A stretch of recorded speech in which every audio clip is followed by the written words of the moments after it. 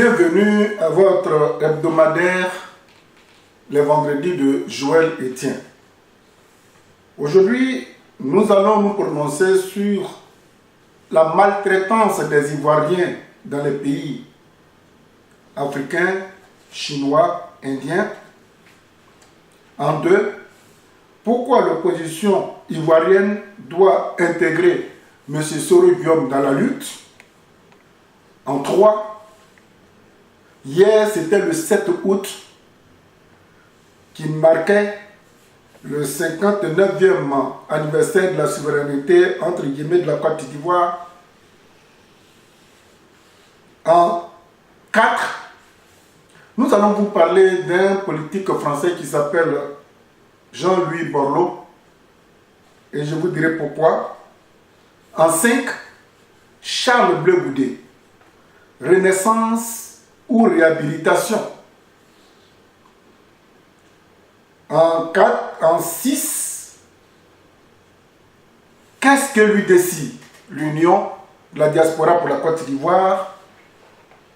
En 7, la commission électorale indépendante qui fait couler beaucoup d'encre, notre analyse.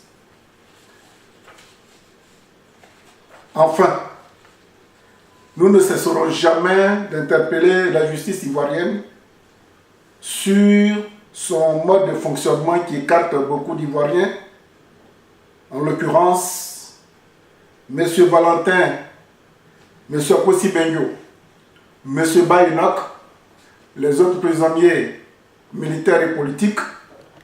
Le chef de l'État a fait une adresse à la nation.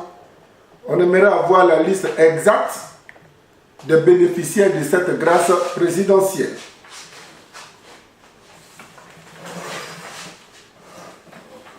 Au-dessus de tout pouvoir, il y a la vie.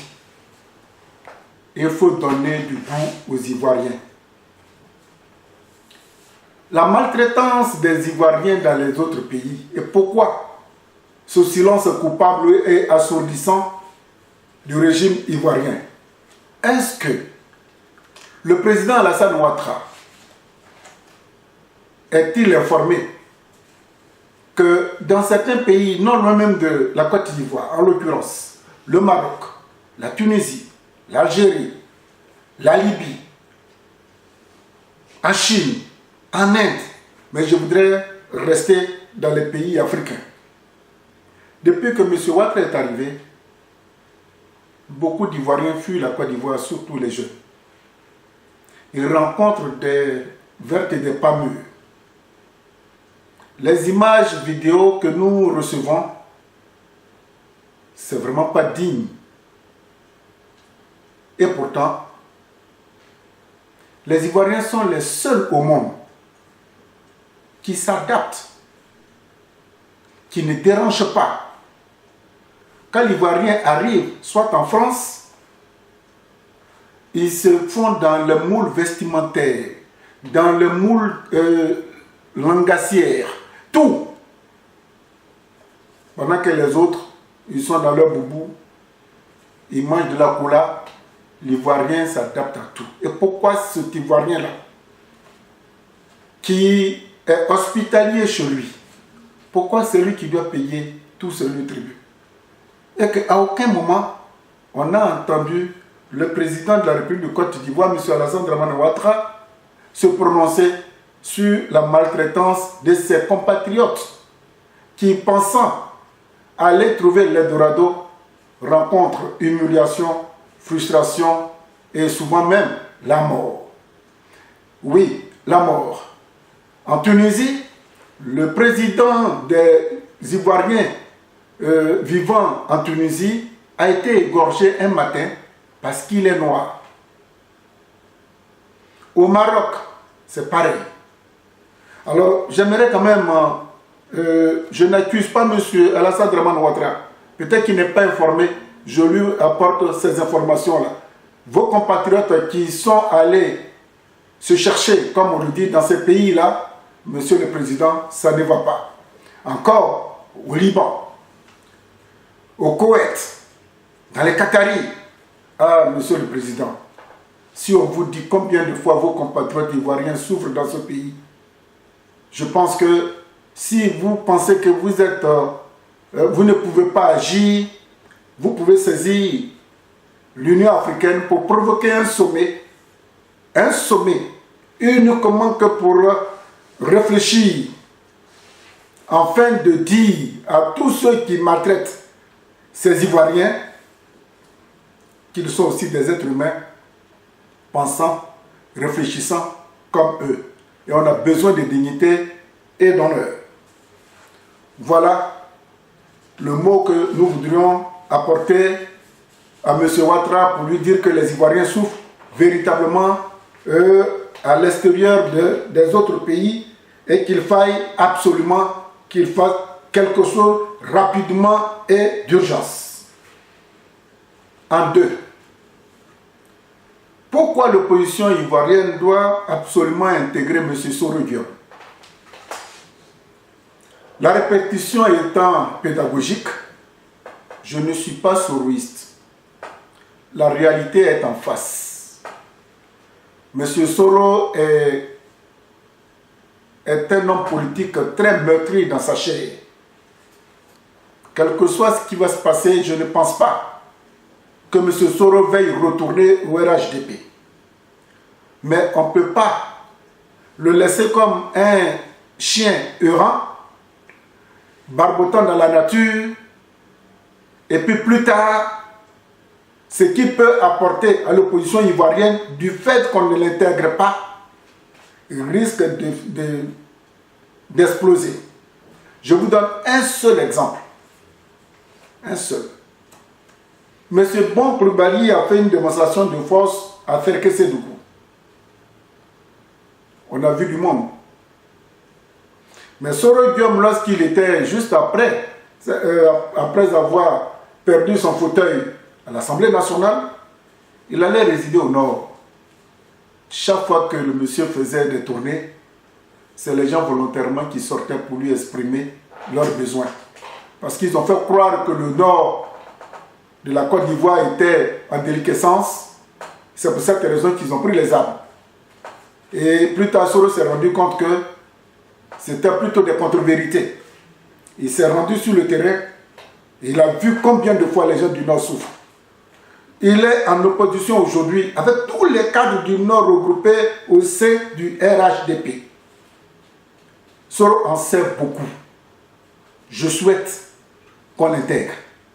S'il y a des conditions que l'opposition ivoirienne peut lui fixer pour qu'il soit rassuré, qu'il ne balbote pas, qu'il ne prêche pas dans le désert, je crois qu'il faut absolument cette réunion-là, cette rencontre, pour fixer les règles du jeu.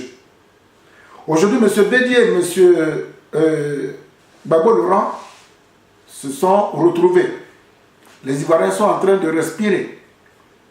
On a annoncé M. Soro à Bruxelles. On attend. Nous souhaitons vivement que cette rencontre aussi ait lieu. Nous sommes en politique, s'il vous plaît. Le président Faure-Gbagny a dit, la politique, c'est la saine appréciation des choses du moment. Il faudrait qu'on taise nos émotions et qu'on voit la vérité et la réalité en face. Alors, j'ai lu tout à l'heure qu'en septembre, Blé Goudé aussi va recevoir Soro Guillaume. Dans cette vie-là, c'est vrai. C'est vrai. C'est lourd, c'est triste. Mais si c'est un remède qui peut sauver la Côte d'Ivoire, quel que soit le goût, on n'a qu'à tester pour voir si ça peut penser guérir la plaie dans laquelle les Ivoiriens se trouvent. Qu'est-ce que nous retenons de la fête de l'indépendance en Côte d'Ivoire, qui a lieu tous les ans le 7 août? Le président Alassane Dramane Ouattara, au cours d'une interview, puisque c'est ce qu'ils ont voulu cette année, a tenu des propos. Il est revenu encore sur son taux de croissance. Il est revenu sur le fait que les Ivoiriens mangent mieux, ils se portent bien. Et M. Ouattara, j'ai l'impression qu'il ne vit pas en Côte d'Ivoire. Il a été isolé dans une tour d'ivoire. les Ivoiriens mangent bien. Vous avez augmenté le SMIC, mais qui le touche? Qui touche ce SMIC-là? Aujourd'hui, pour un concours, j'ai un parent qui m'a appelé avant-hier, qui me dit qu'il veut passer le concours des agents des eaux et forêts.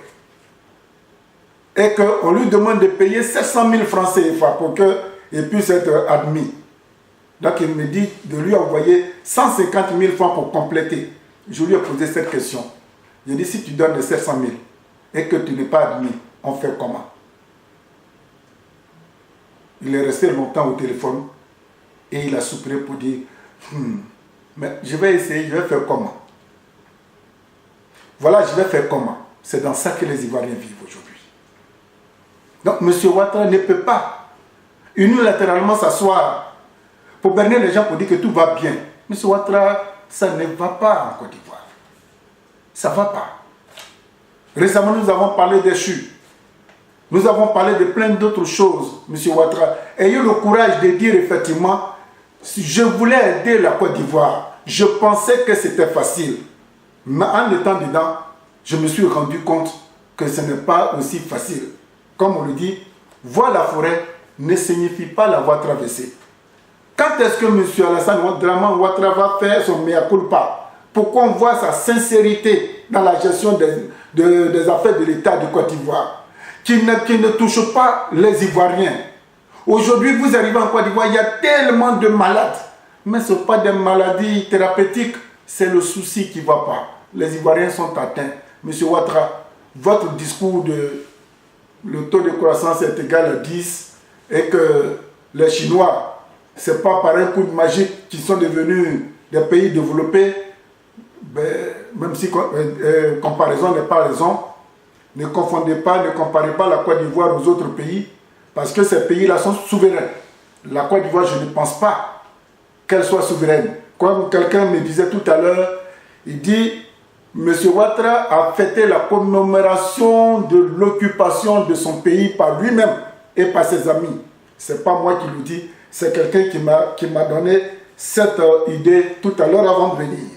Donc, M. Ouattara, revoyez les copies, redescendez. Les Ivoiriens, par rapport au discours que vous avez tenu, 90% ne sont pas concernés par tout ce que vous avez dit au monde entier le jour, le 7 août hier. Alors donc, on va faire doucement. Qui connaît M. Jean-Louis Borloo? M. Jean-Louis Borloo est un politique français. Il a été plusieurs fois ministre dans certains gouvernements.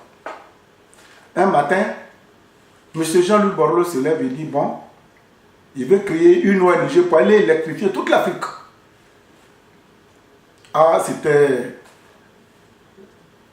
L'Afrique espérait comme ça bougeait dans tous les sens. M. Jean-Louis Borloo a fait des colloques, des séminaires. Quand il arrive dans les pays africains, c'est les chefs d'État qui lui dressaient plutôt le tapis rouge. Mais jusqu'à présent, on n'a pas de nouvelles de M. Jean-Louis Borloo. Il a fait quoi de ce projet? Un Africain, son électricité. Qu'est-ce qu'il a animé en fait? Est-ce pour aller encore prendre de l'argent chez les chefs d'État africains qu'il a conçu ce projet? Alors, si quelqu'un connaît M. Jean-Louis Borloo qui m'écoute, je voudrais savoir qu'est-ce qu'est devenu ce projet qui avait fait espérer tant tous les pays africains, qui pour la plupart, beaucoup dorment encore dans l'obscurité. Charles Blé Goudé, renaissance ou réhabilitation? Bapé, je te salue de là où tu es en ce moment. Quand tu étais dans les geôles de la CPI, je suis allé te rendre visite. Quand tu es sorti, je suis encore allé te rendre visite.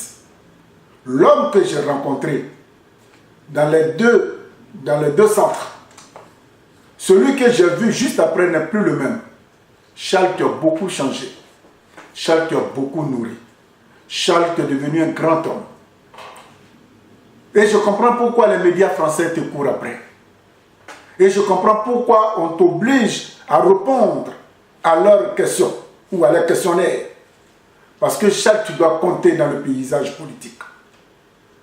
Je te salue, cher ami. Tu es rené politiquement et tu es réhabilité parce qu'il n'y a rien dans le dossier. Vous êtes acquitté. Pour rentrer au pays, c'est tout un monde de problèmes. Mais Charles Blé Goudé, oh, Mbappé, si tu étais en Côte d'Ivoire, est-ce que ces contre-vérités-là allaient voir le jour? Charles Blé Goudé, puisqu'il n'y a personne.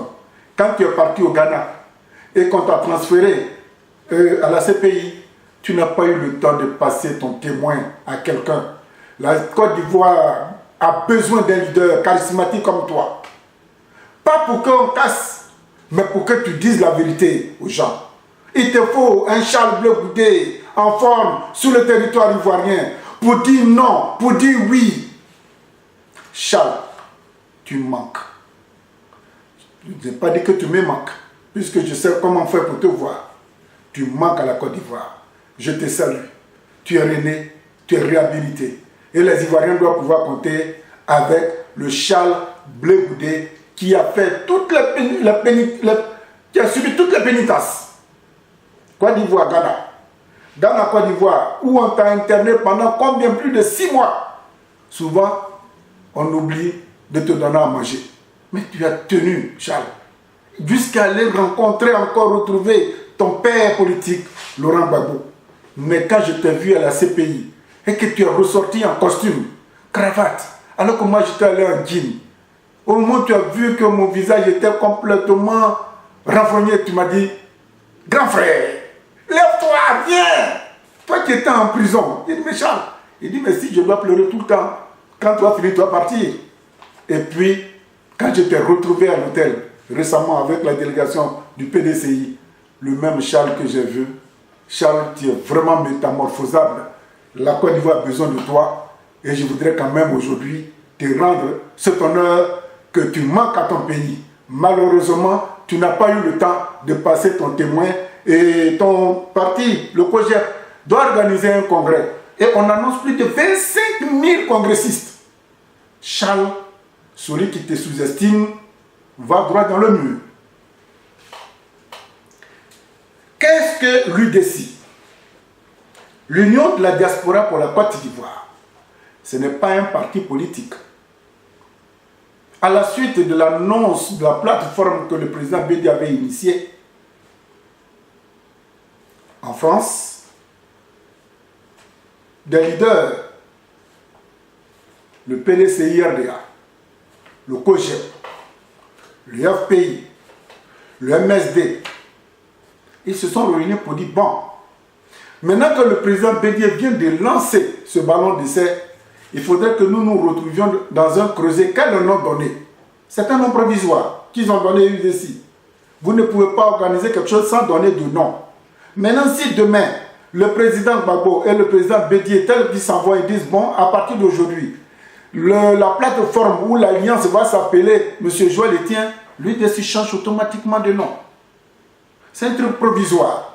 Donc quand vous voyez à la table de séance, M. Apossi Bengio du PDCI-RDA, M. Basile Yao, délégué général du PDCI Paris-Île-de-France, qui est le secrétaire général, M. Claude Koudou, qui représente le FPI, Diaby et Youssouf, et puis notre ami Dina François, le COJEP. Encore, tout à l'heure, j'ai oublié de vous dire, Charles Blé Goudé a eu le nœud creux en juin 2018. C'est lui qui a envoyé la toute première délégation à Daoukro pour dire au président Bédié de prendre ses responsabilités pour unir les Ivoiriens. Donc l'UDC, je vous demande pardon, ne voyez pas en l'UDC un parti politique.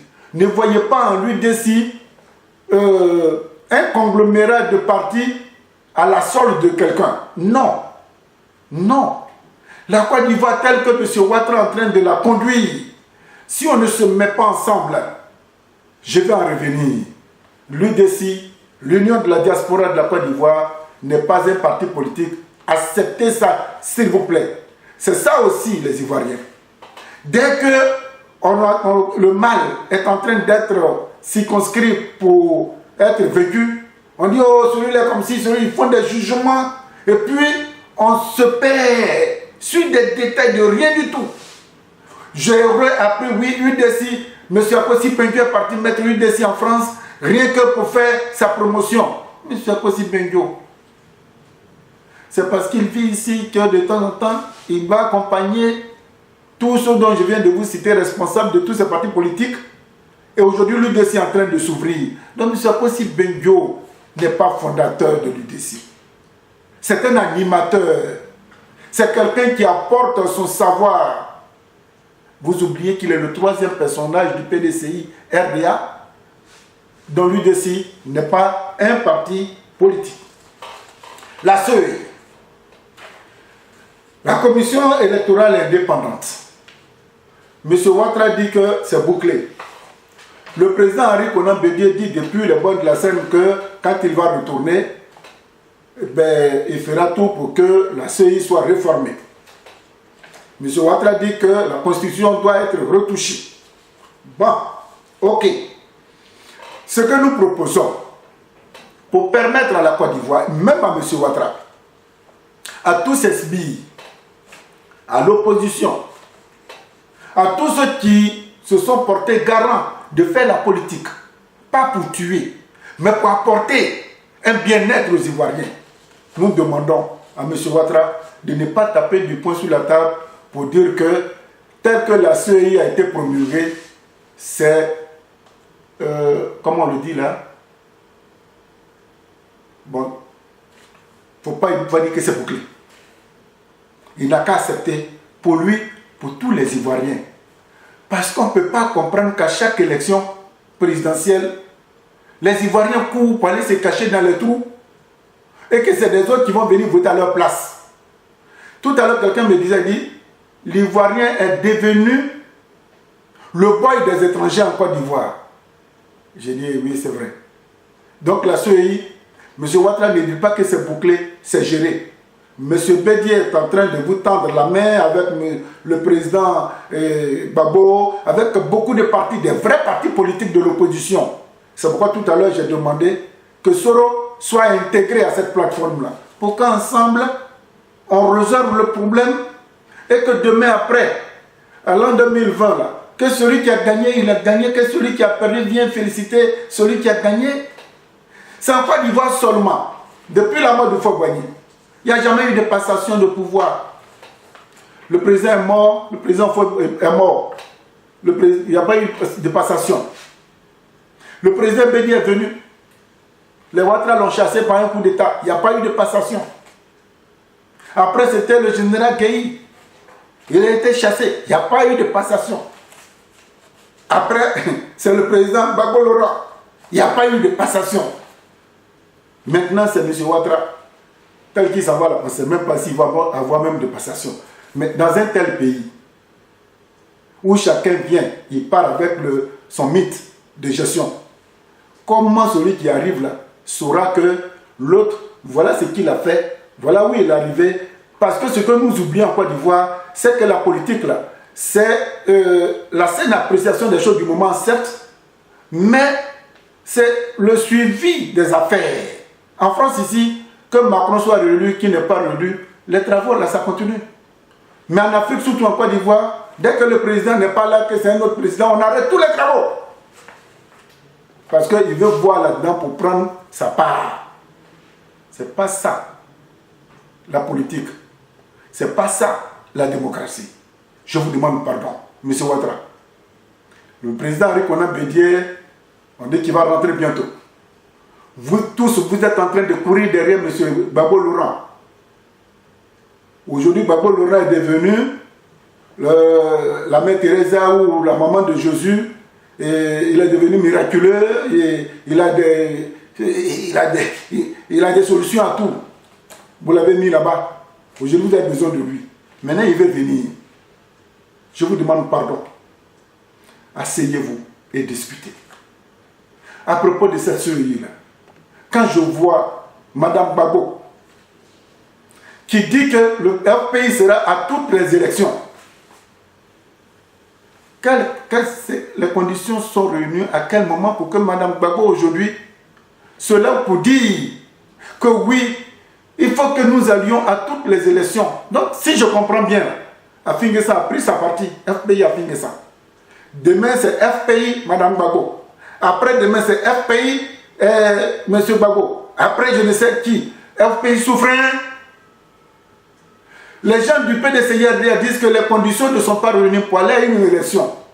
Mais si vous ne les soutenez pas et que vous vous détachez pour dire que vous devez participer à toutes les élections, c'est dans quel compromis ou compromission? C'est dans quel deal, Mme Gbagbo? C'est dans quel deal? Pourquoi vous tenez ce genre de discours? Pourquoi? Enfin, nous voudrons rappeler que Kwasi Valentin du PDCIRDA, M. Apossi Bengio du PDCIRDA, Bayonok du CRI panafricain, les autres prisonniers politiques et militaires, il faudrait que la justice ivoirienne essaie de revoir sa copie. Ils sont tous frappés d'injustice. Ils sont à l'extérieur de la Côte d'Ivoire. Ils manquent à leur formation politique.